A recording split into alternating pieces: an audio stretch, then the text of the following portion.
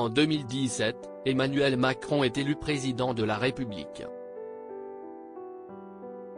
Le leader du mouvement En Marche succède ainsi à François Hollande et prend ses quartiers à l'Élysée. À 39 ans, le plus jeune président de la Ve République entame les rencontres diplomatiques avec les leaders du monde entier. Parmi eux, Donald Trump, président américain d'alors, ainsi que le redouté Vladimir Poutine. Le président de la Russie fait le déplacement jusqu'à Paris. C'est à Versailles que les deux hommes se rencontrent. Alain Ducasse se souvient d'un dîner à l'ambiance glaciale. Le chef français a raconté dans les pages du journal Libération les moments forts de sa carrière. Il était présent au fameux dîner de Poutine et Macron, à Versailles.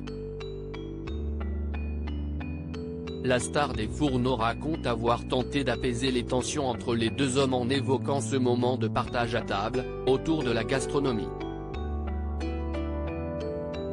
Peut-on lire dans les pages du quotidien.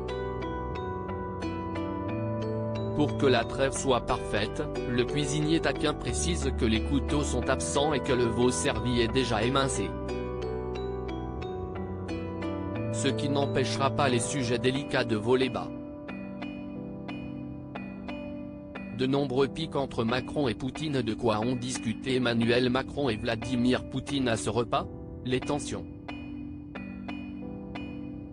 LS avec l'Ukraine était d'ores et déjà au cœur des préoccupations. Le président français avait alors exprimé son souhait d'obtenir un rapport préalable de l'OCDE qui exprime aux quatre parties prenantes la réalité des situations d'armement aux frontières et des zones de conflit. Le 24 février 2022, la guerre entre la Russie et l'Ukraine éclate.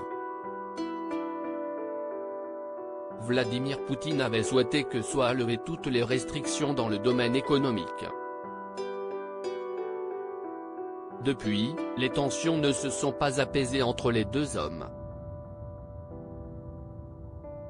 Notamment lors de l'arrestation de la journaliste Marina Ovsianikova qui a brandi en plein direct le 14 mars une pancarte sur laquelle était inscrit « Non à la guerre ».